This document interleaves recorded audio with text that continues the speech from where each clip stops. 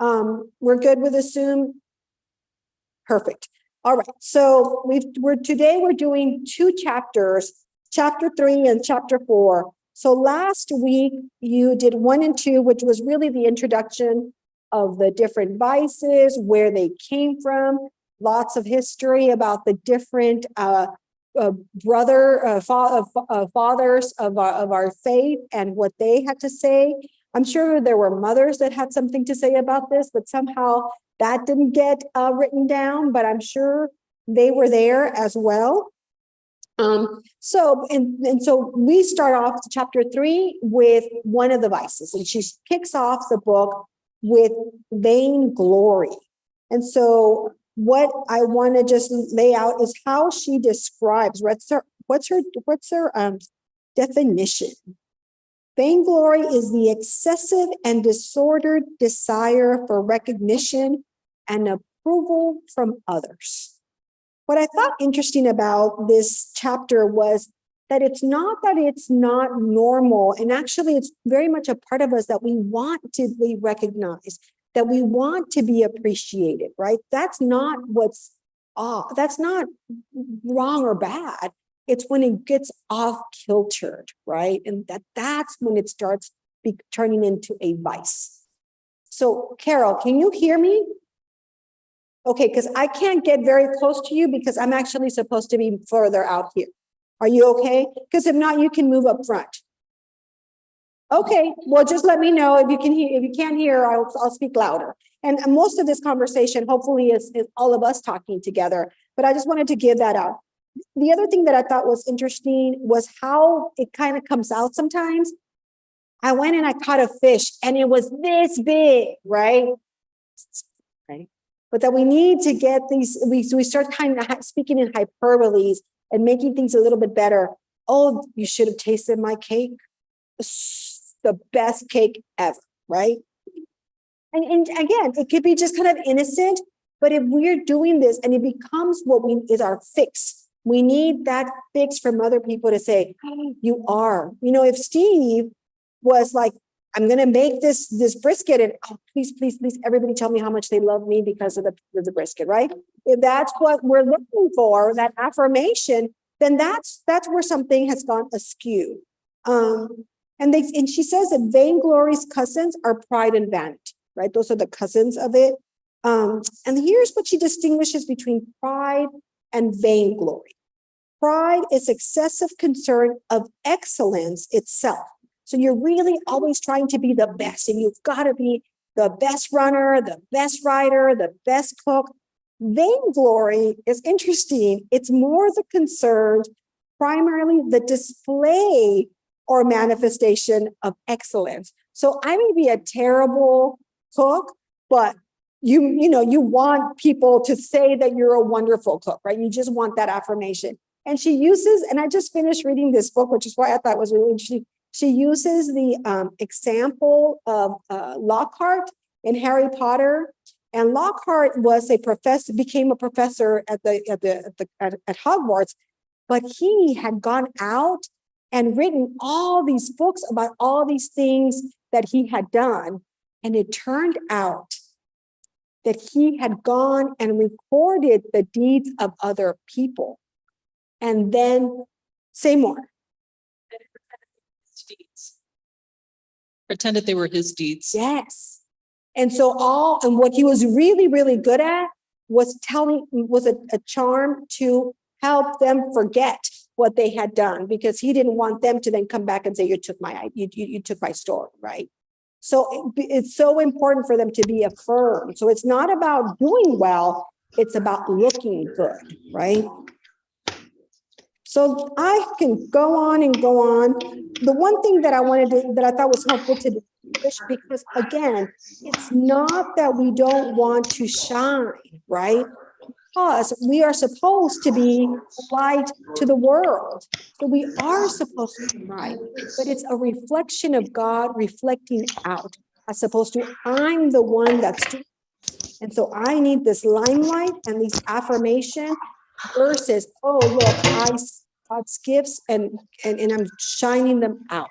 And so that this is a reflection of God's glory as opposed to me feeling I need to be glorified. Does that make sense? And she calls that magnanimous or magnanimity. She distinguishes, is that me or you? Oh, okay, that's okay. Oh, yes, it's somebody on the Zoom. You're right, somebody on the Zoom. Yeah, it's somebody on the Zoom. It's somebody on the Zoom.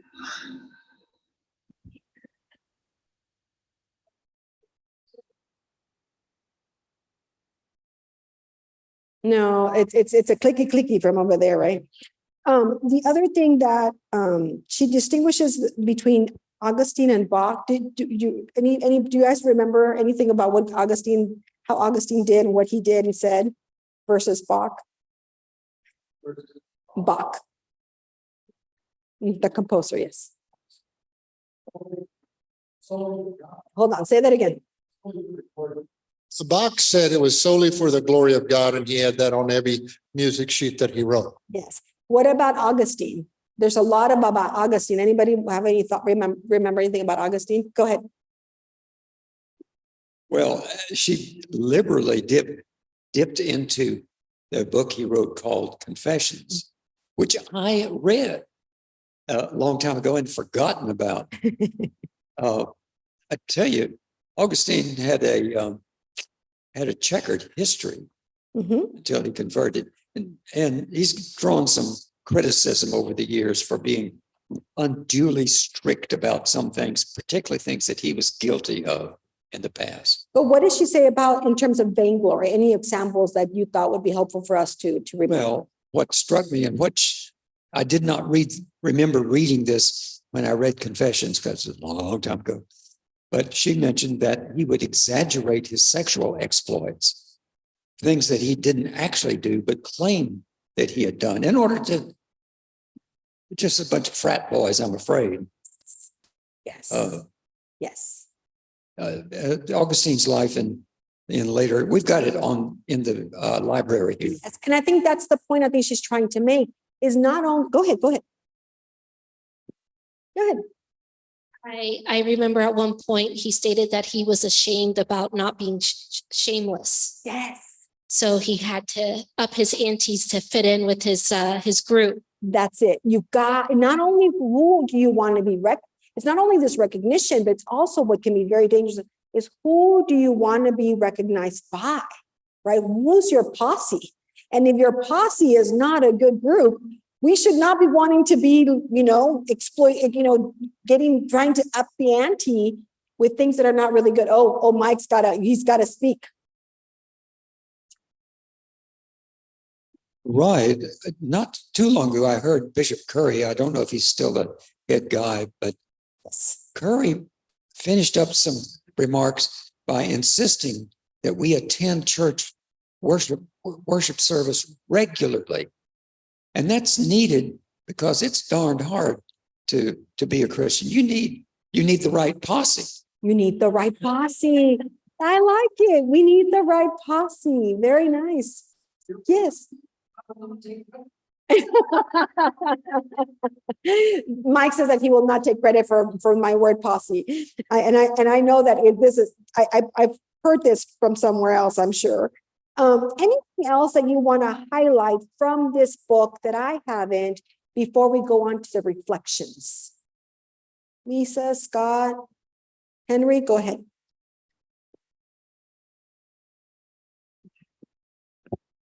Well, I recently revisited a song that I enjoyed in the early 90s, Ace of Base, the Swedish rock group, Living in Danger, and just reading their lyrics.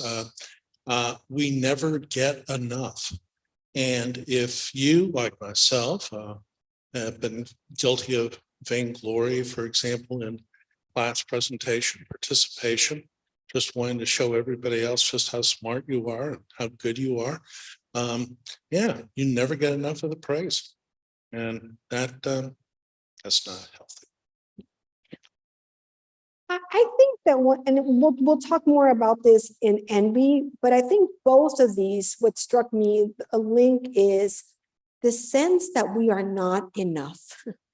that there is not enough of us. And so we need outside external affirmation to make us worthy. And in envy, it turns in a different direction, but it's the same kind of challenge is when we don't think we are enough, that then we are jealous and she said, and not just jealousy, but envious of what others have, because it's not about what they have.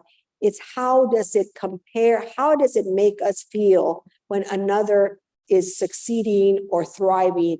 So instead of saying, oh my gosh, God, you were like such a great gardener, I'm like, why did God not give me a green thumb? Like I got cheated. Why did he get the green thumb and not me? So I'm not good enough because I'm not a good gardener, right? It has nothing to do about gardening, is that I want what you have, but because it maybe, just maybe, it may make me lovable. So go ahead. Go ahead. No. Oh, I'm sorry. Go ahead. Well, I read that very weighty chapter on envy. And the thing that kept coming back to me is that I think this is something all of us experience, but we know it's not cool. And we keep it to ourselves. And so on earth, we have like however many billion little silos of people experiencing, the jealousy, the envy, whatever you want to call it. But it's not socially acceptable to go to a church supper and say, hey, man, that guy got his PhD and I never did. Yeah. So we keep it, but it's a universal experience. And yeah, I know. Oh, Marianne, and then you getting your steps. One of the dangers of social media is that people are not learning that. And they're being very vicious because they're in the dark. People cannot see, so they get very retaliatory and very mean and cruel. So I think we're really doing a disservice to our kids, especially the little ones, allowing them to be on social media and on the cell phone continuously.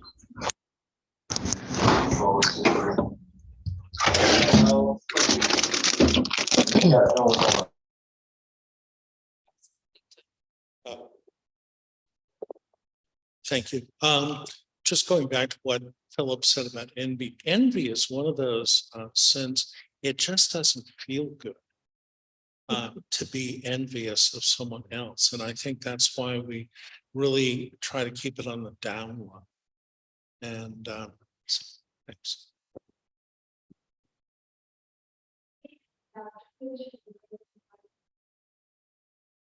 Me or them?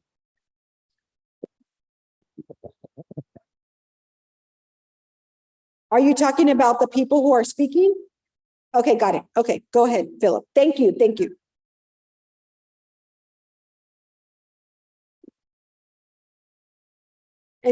anybody go ahead? Oh, just a comment about what Henry said, that it wasn't this a chapter where it started, envy is the one that's no fun at all. Yes. Envy is the one that's no fun at all. That's right. Well, this thing about social media is that it's just a way of life now. And as I said last Wednesday, Instagram and social post for artists, which of course I'm urging all of my students to do, it is a necessary thing in order for their work to be seen. And I don't see it as vainglory whatsoever. But the way this chapter was written, we're all going to hell in a handbasket. Well, and I think she makes distinctions. Go ahead, Lisa. I was just going to say, if you want good examples of vainglory and envy, go to music school. Oh. Go to music school and major in composition. How can you talk about Amadeus and the movie and his? Yeah, Amadeus and the movie. So Amadeus in the movie is responsible for poisoning Mozart. Now, we don't know for sure that's what happened to Mozart, but Amadeus makes a vow when he's a young man. I think that he'll be celibate or live a good life or something like that if God will only give him the gift of composition. And then Mozart's born, and Mozart is just so much better without even trying. He just has this gift from God. And Amadeus is so jealous that in the movie he poisons Mozart, and then he's in an insane asylum, I think. But anyway, music school is just brutal, and the professors all compete with each other for, vainglory, and the students all compete with each other. And if somebody's doing better than you, you're envious of them because you want the scholarships, and you want you want to succeed, and you want the job. And I think my music professor was one of 600 applicants for his job. So, and I think when I was thinking about being a professor of music, there were 1,100 positions in the whole country in that field. So it's just insanely competitive, and that's rampant. Yeah, go ahead, Ruby. No, go ahead. Oh, yes. Pretty good. Oh, yes, you did. I was going to say that Amadeus is an excellent example of you shouldn't compare yourself to others, because it sets up that dynamic where envy can leak into your life, and maybe you should look at others and say, well, what can I do to strive to be better, gain that talent. Yeah, go ahead, Ruby.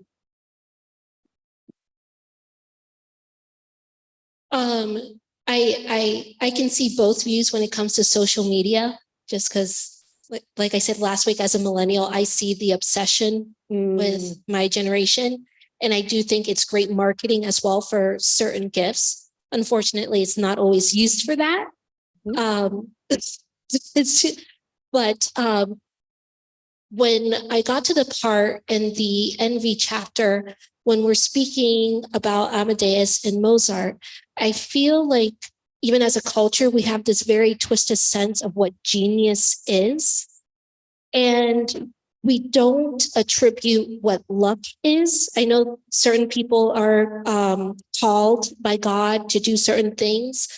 But I'm just very curious when it comes to Amadeus and Mozart. Did Amadeus understand that Mozart's father was a musician and started teaching him at a very, very young age and was meticulous in his teaching? And did Amadeus have that same opportunity?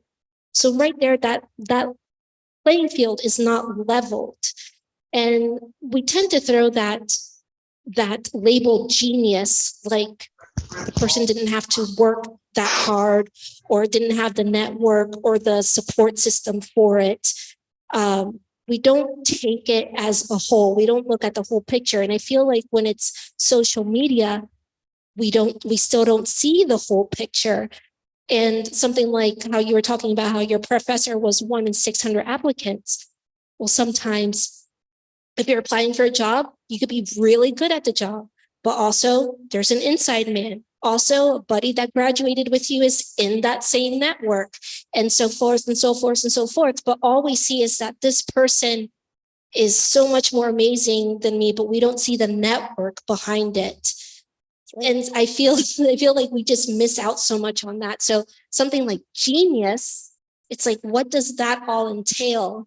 Yeah, no, and I think that's a really good point, right? I mean, I think that part of why she's talking about this is, I think, Scott, you referred to it, when we start comparing ourselves to others, it's very difficult because nobody is equal. Nobody's the same. When we're comparing two humans, we're never comparing apples to apples. And even that's kind of funny because no two apples are the same, right? No two bananas are the same. And so I think that is part of what I wanted Carol to read before. And so Carol, I think it's, what did we say, page 80? Because before you do that, hold on, Carol, hold on. Because one of the things that I would like for us to ask ourselves that came out in the book, when the priest says to Amadeus, God loves us all equally, And so then he says, really? And so the question for us is, does God really love all of us equally? Is that really the question? Go ahead. And here's This is a reading from Isaiah 43. But now thus says the Lord, he who created you, O Jacob, he who formed you, O Israel. Do not fear, for I have redeemed you. I have called you by name. You are mine. You are precious in my sight and honored, and I love you. God loves us already and without qualifications, not because of the moral worthiness, our attractiveness, or our achievements, but simply as God's own. Thank you.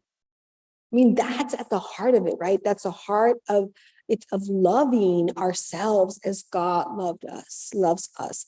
And when we believe that God truly loves us just as we are, then we're not so worried about comparing ourselves. Then we're not so worried about, am I getting the recognition that I deserve, right? And all those things that come along out of this fear that we are just not enough.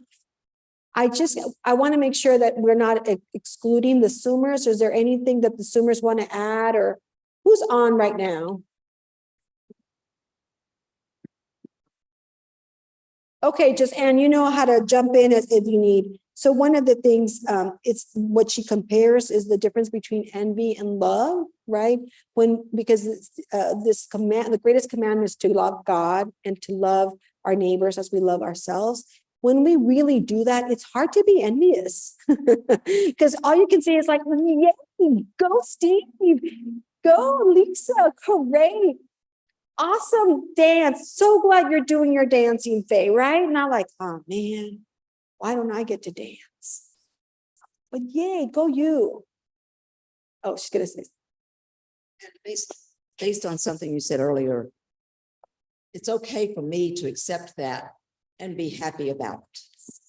But I'm not going to go around touting what a great dancer.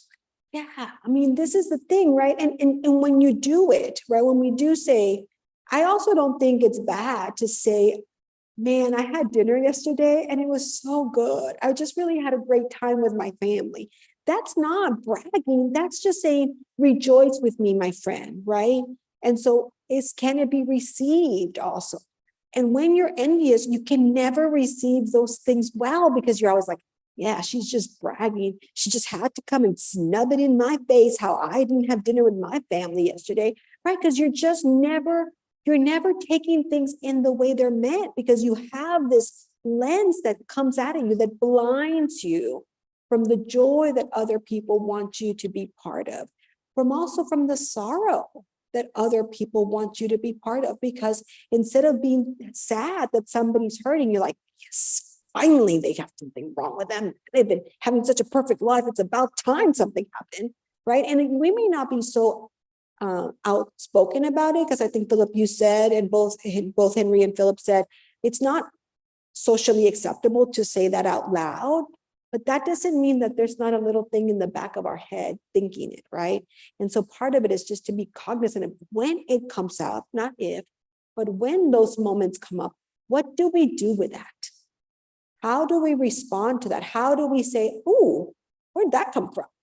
What's happening that I'm feeling like I'm not enough? What's going on? And check in, right?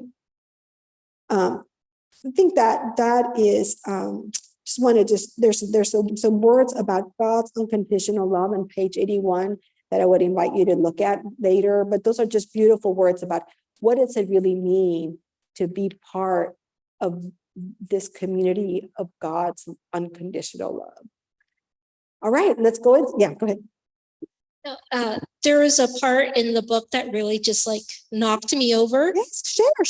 It's the part, to paraphrase, when she stated that envy is your dissatisfaction of God's the role that God has given you in life. And I'm just like, oh my gosh, like that is such a heavy way of putting that every time I'm envious of someone, I am dissatisfied with the original maker of all things, of the role that he's given me. It's like, heck am I to tell God You got it wrong. that this role stinks, you know? You got this wrong. Exactly. Stop with that. So it's just something to really reflect on, that if I have those feelings, I'm like, I could just center myself with that question. It's like, okay, God, I'm feeling like this, but what's my role again? Can you remind me? Yes.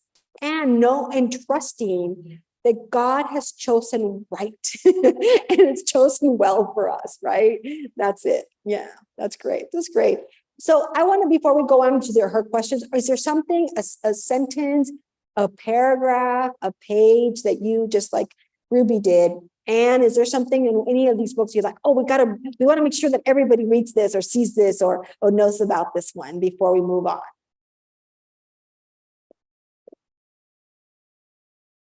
Go ahead.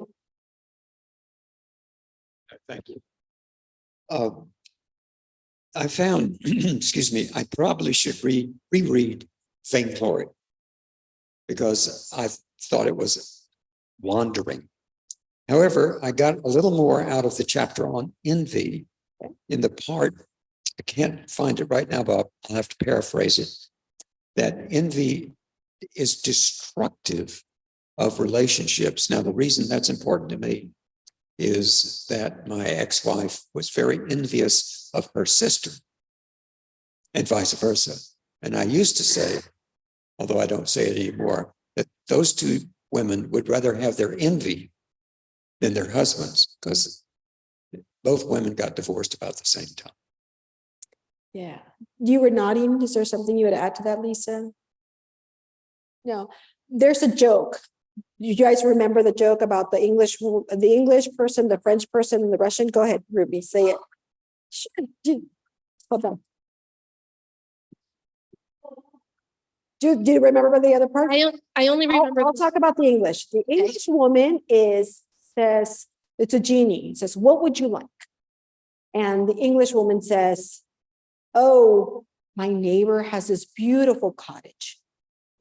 I would like a cottage like that, but 2 more rooms and another bathroom, one a little bigger than hers, and a brook running in front of it. What does the French person say? No, the French person says, you know, my friend has this beautiful mistress, blonde hair, gorgeous.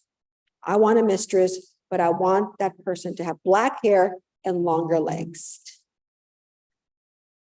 And the Russian says, I have a neighbor with a cow that gives amazing milk, and I want him dead. I want the cow dead. Right? Because it's not the thing. It's about what that represents and how it elevates their stats, right? All right, so here are really tough questions. So let's bear with them. We don't have to answer them. You can reflect on these at home. But if any of you want to share, I invite you to do that. And I will share about the first question. Try to think of a good you have sought.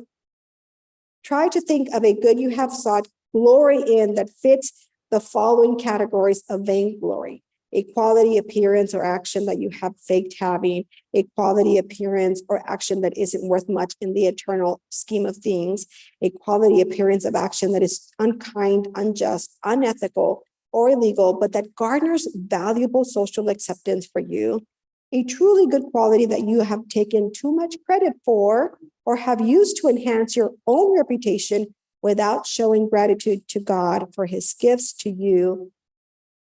Which form, okay, so,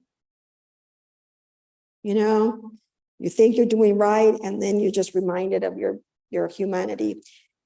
My husband was the managing partner of this firm, and the firm got a table at one of these. It was a lawyer, I call it the lawyer prom. And it's a fundraiser that they do for scholarships and good things, right? So, you know me, I'm pretty normal looking or whatever, right? Pretty average. So I thought, I know, I got to look the part. I mean, I am the wife of the managing partner. We are going to be sitting with all the lawyers, right? So I spend an incredible amount of time talking to people about where should I go buy a dress? What dress should I buy? How should I wear my hair? On and on and on and on, right? Oh yeah. Played the part, that now I think about that and I'm like, why? I was uncomfortable. It was a dress that I just did not, it was not me, but I looked the part, right? I was the lawyer's wife, right? And now in retrospect, it had nothing, it was of nothing, right? It was in the scheme of things, it meant nothing. Does anybody remember what I looked like? No. What I do remember is what a fool I felt, the whole time, because I was like, I'm pretending to be something and I'm, yeah. Anybody else wants to, any stories of that you would want to share of something?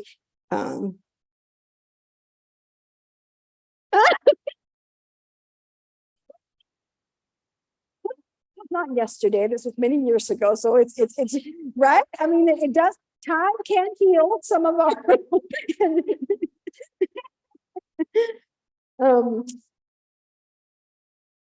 it was said that Abba Agatho, that for 3 years, he kept a small pebble in his mouth to teach himself silence. Try silencing yourself for a day or a week. Avoid sharing your opinions or feelings, and don't respond to criticism. A fast from social media might be a useful part of this exercise. Focus on listening attentively and lovingly to others instead. Yeah. For all of us, right? The idea of a good listener. Oh, go ahead. I had another thought. I think it's really important how we teach students and how we raise our kids around vainglory. Because, my family made a big deal out of my music ability. And also, if you are a composition major, that's mysterious to most people. And they think, oh, Mozart, they put you on this pedestal. When it's a talent that's not different from making beautiful jewelry or cooking something wonderful or writing a really good short story. There's nothing about it that's mysterious. It's just that we don't grow up learning how to read music and doing that. So I think it's really important how you raise your kids. And I try to teach my students that the music is the important part, not, all the honors and glories, although they love that and the parents love that. Well, I mean, I think there's part in the, go ahead. Because there's somebody. I was just going to say, very recently, I was talking with a friend and she said something which was gently and really constructively critical of something that I do on a regular basis. And my first reaction, of course, was, but I used that silence, restraining myself. But it's been cooking ever since then. So I'm trying to use it as a learning experience.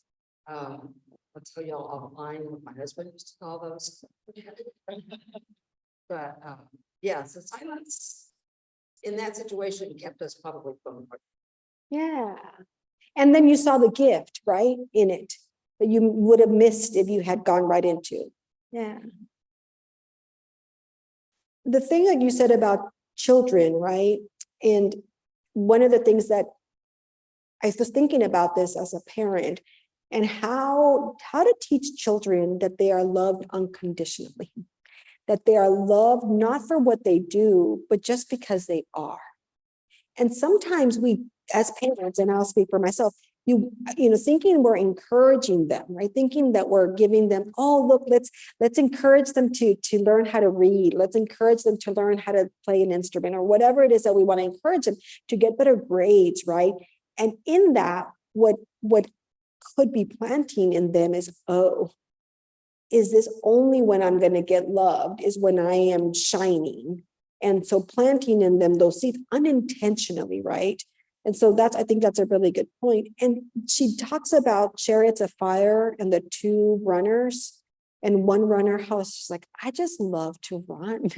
And I feel like when I'm running my best, I am glorifying God for the gifts that God has given me. I just love, and the race is all about, how can I give glory to God in this race, right? So by doing my best. So whether I win or not, it wasn't that important, but that the other runner was saying something like, if I can't win, I don't want to run.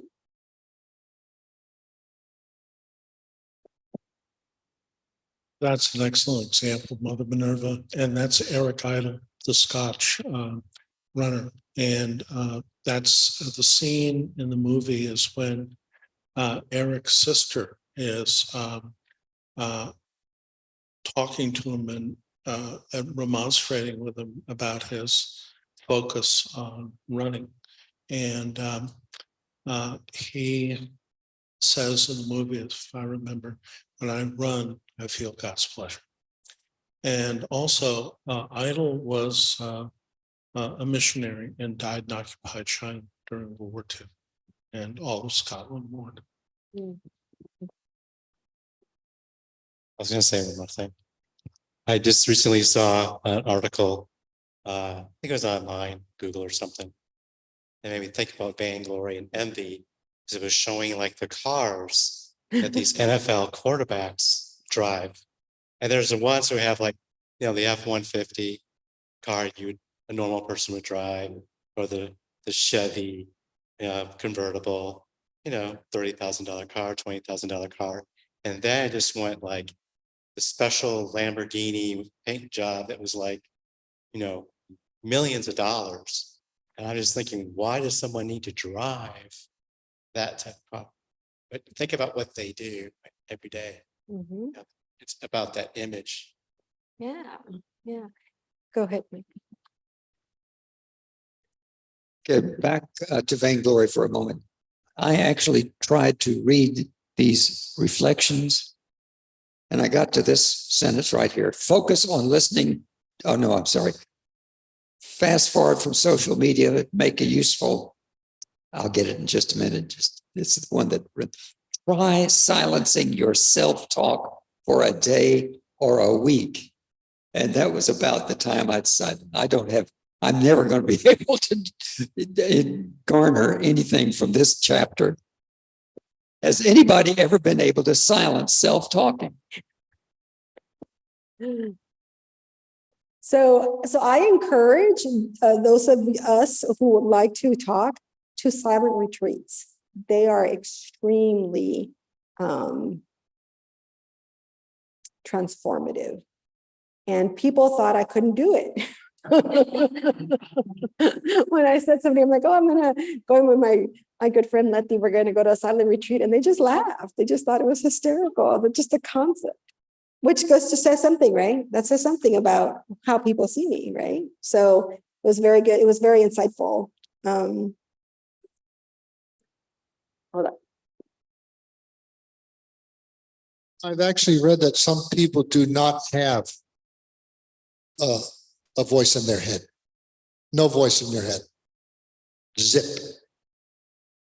Can you imagine? Mm.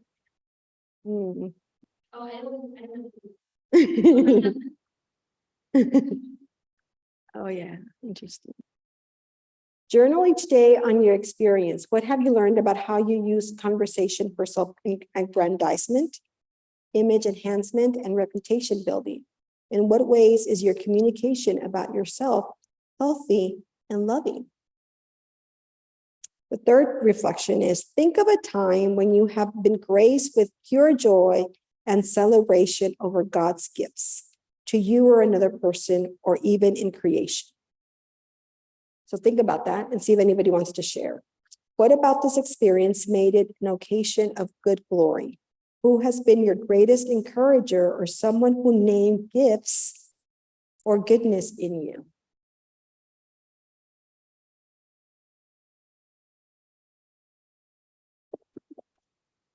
I think of the contrast between two professors that I had.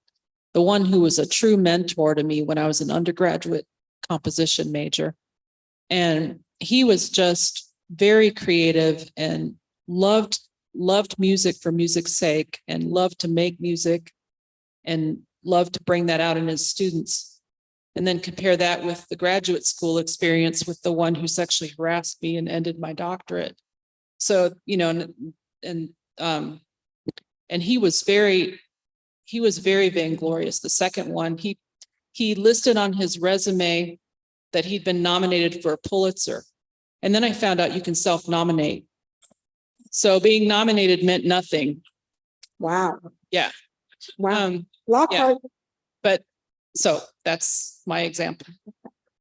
And did the professor that loved to write and loved music for music's sake, how did that experience, knowing him and being in relationship with that professor, help you navigate this community that you said could be so toxic? Yeah, it didn't help that much. I think I started out as a piano performance major, and it was that first professor, the good professor, that really made me start looking at doing composition and maybe becoming a professor. So he started that dream of being a teacher. Mm-hmm. And so now I'm a private piano and composition teacher. So I did become a teacher. I just got away from academia because I also realized I could have gone somewhere else and finished that doctorate, but I realized that academia was just rampant with this egoism and all, vainglory and envy, basically, and that I wanted no part of it. Yeah. I know I go back to dance a lot, but it's very, very important to me. The times when I experience that glory, that feeling of just pure joy, is when I've gone through the months of training, I've gone through the couple of months of high anxiety, and then we do the performance, and I just feel that explosion of joy. And so that is, and it's not anything that I feel like I have done, because my coach, my meager gifts, and I shouldn't say that because God gave them to me, but what I sometimes feel are my meager gifts of dance. It all comes together, the support of the people at my studio, the support of my team. And we all work together towards that. And then when it actually comes together, when we do a performance, and it's never perfect, but it's so good. And those are my moments of just pure joy. That's wonderful. Thank you for sharing. Faye, thank you very much for reminding me of something. A good friend of mine used to dance for the Boston Ballet Company. And one of her favorite experiences was she came in a few hours before a show and was told that because of injury or illness, she had to play a new part or dance a new role. And so the 2 or 3 hours of before before the show curtain went up were a period of intense concentration for her as she was learning the stuff. And she said that when she did her part in 2,000 people just exploded in applause. That was a very special moment. Anybody else? I do want to just go back to that question. What about this experience made it an occasion of good glory? And this last question, who has been your greatest encourager, or someone who named gifts or goodness in you? And just know that sometimes you have been that person for somebody else. And so how we engage and encounter and treat other people could be really powerful for them, because it's important for us to know how somebody can encourage us, we also can encourage others. And there is that idea of that we are a beloved people loving on others. Did anybody else want to say something? Go ahead, Nancy. Did you? Oh, I thought you were going to say something. Oh, I'm so sorry. No, that's okay. That's okay. Well, I've been a teacher now for 15 years. And I used to always start my classes by telling my students that if you want to see what my work looks like, then here's the website. And it's always on top of the syllabus. I said, but if you want to know who's guiding your hands, it's God. And what great joy for me is when two of my students went out to the same art show, which was my favorite outdoor art show in Midland, Texas, in which in 2008, I won Best of Show out there. It's not just a jewelry show. It's painting and sculpture and all of that. Well, two of my students from ACC have won also Best of Show at that show. And when they won Best of Show, each time, this different year, each one of these women said, and that's my teacher right over there. Oh, That was something special for me. yeah, yeah, thank you. All right, well, the questions and the reflections on chapter 2. I sure hope those questions get lighter, the following questions, but listen to this just off rough. Whom do you envy? What does this say about what you value in yourself? And I think that's a really good question. What does it say about what you value in yourself, right? So do we value, physical prowess? Do we value, intelligence? Do we value, because that is what the chapter talks about, right? That we envy those who we have the most closest things possible, right? So a baker doesn't envy a runner doesn't envy a writer. It's the composers that, envy the composer. It's the academicians that envy the academicians, those kinds of things, the architects or whatever, right?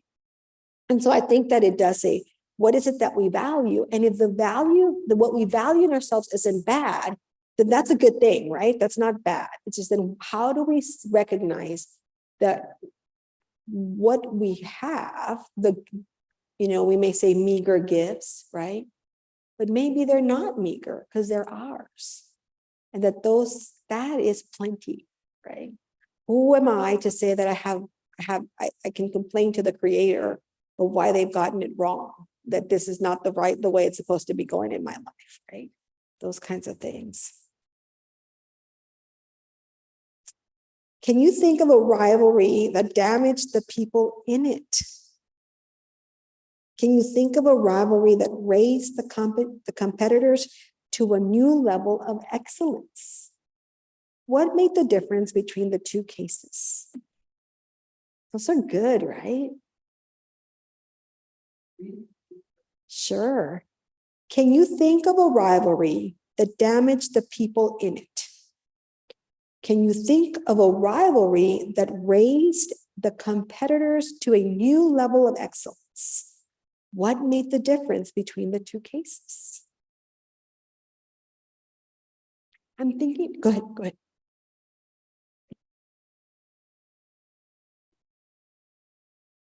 I looked over these questions in advance before I came here. And when I got to this question, I thought, oh, wow. My grandparents played favorites with their children. And so between them before their children, tremendous competition to be either the mom's favorite or the grandfather's or the father's favorite. And all sorts of pain, all sorts of suffering, and went on for generations. Mm-hmm.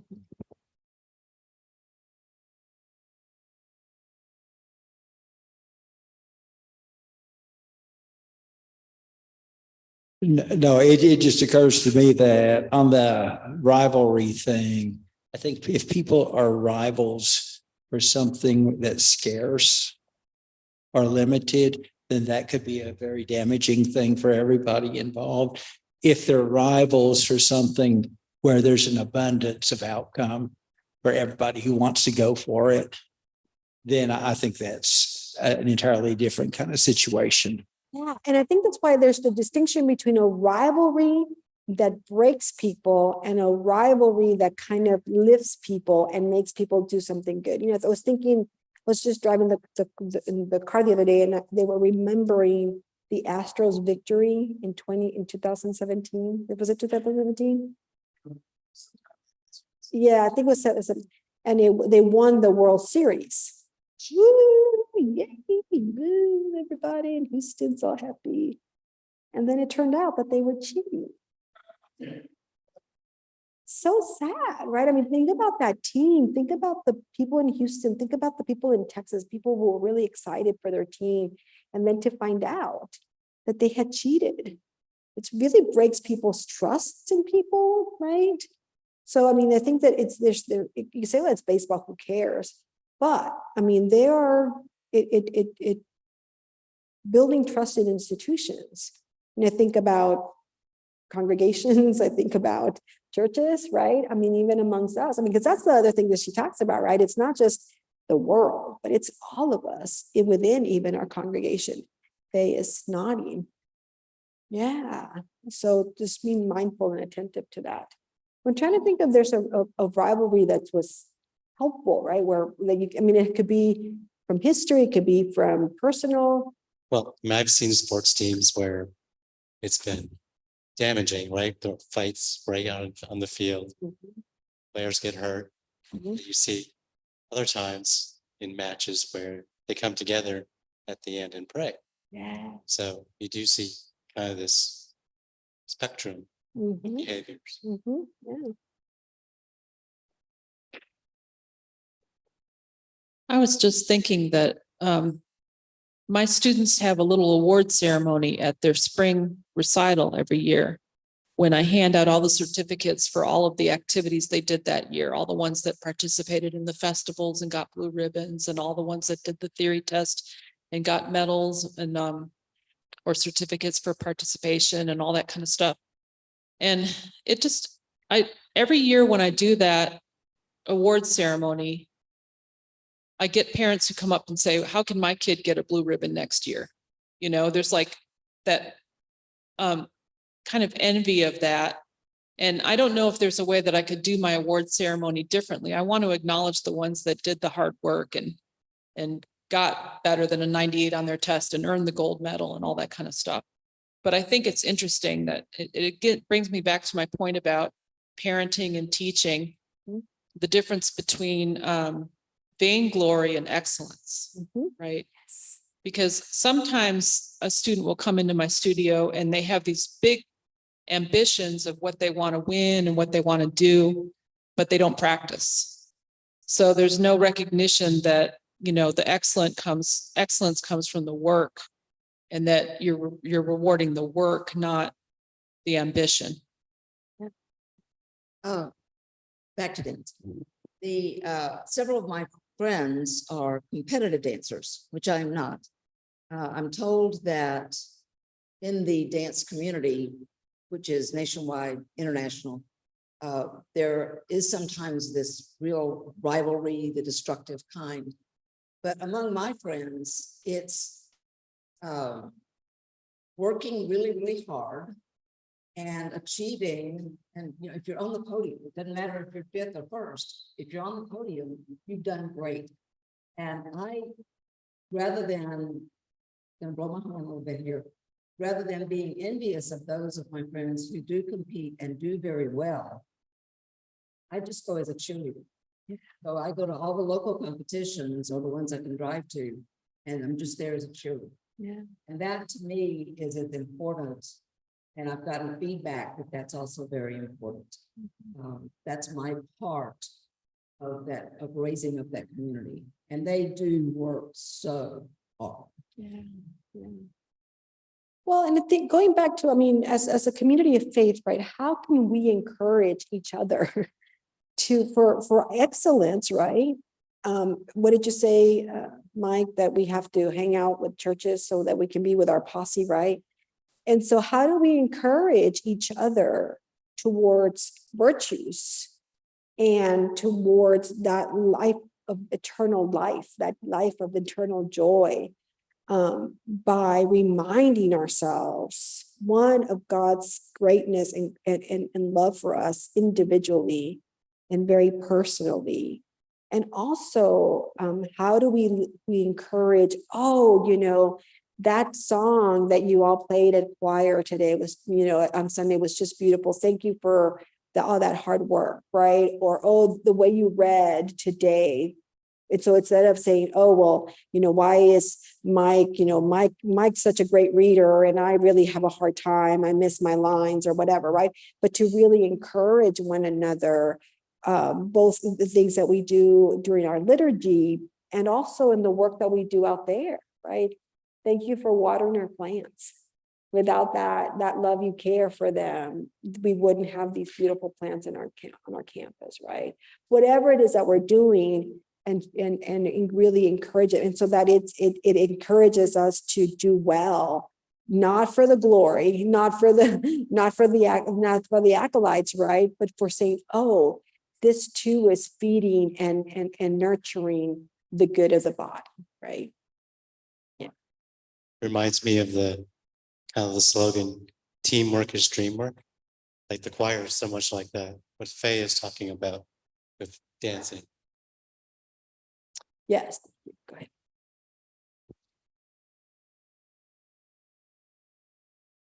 I just have to share this.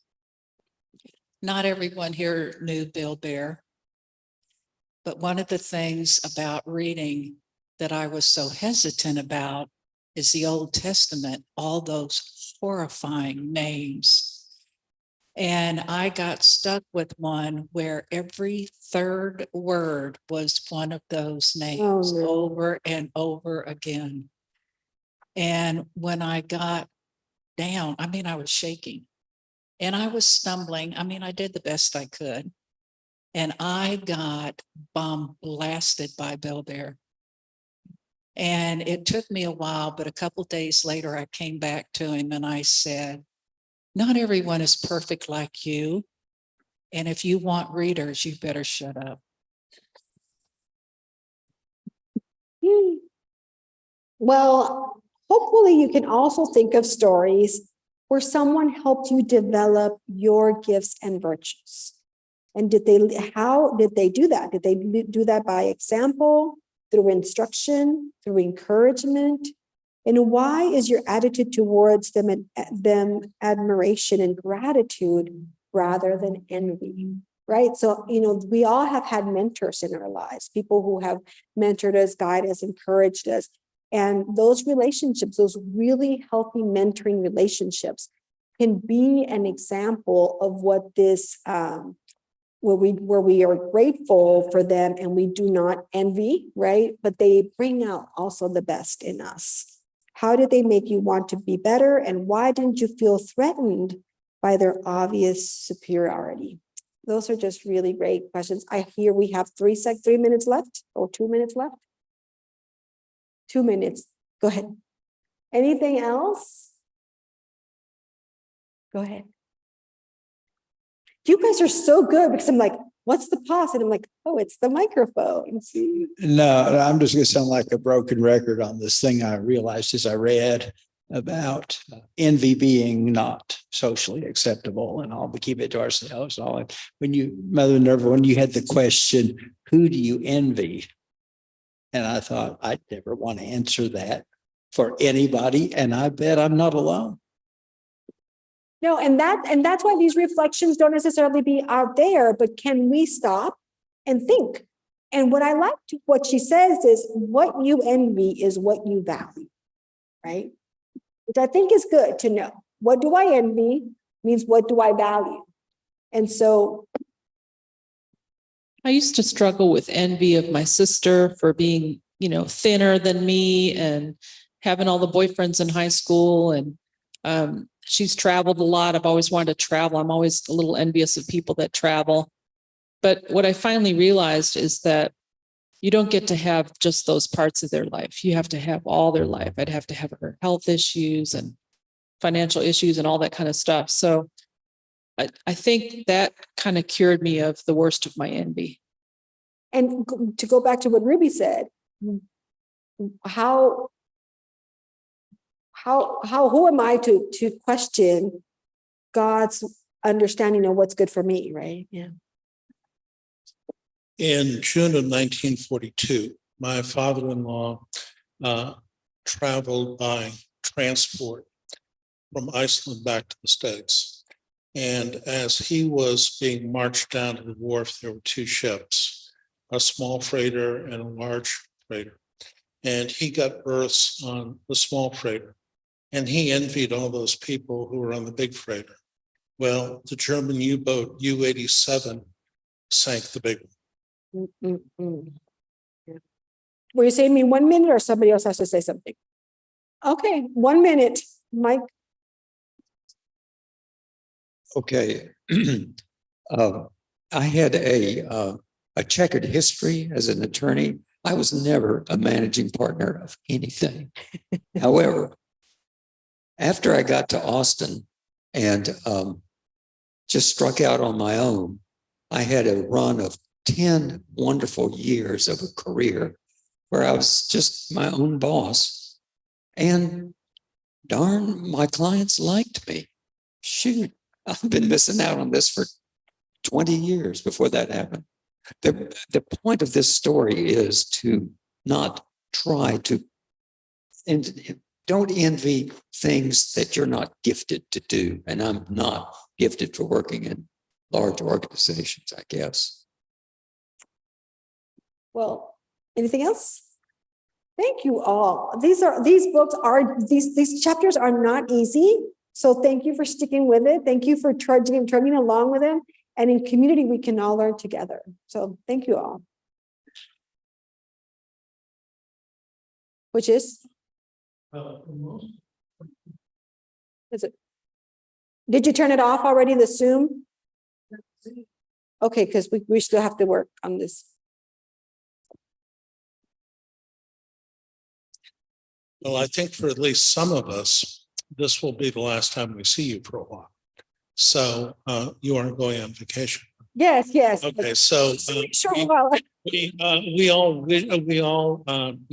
wish you a safe trip down, safe trip back, and you will be missed. thank you.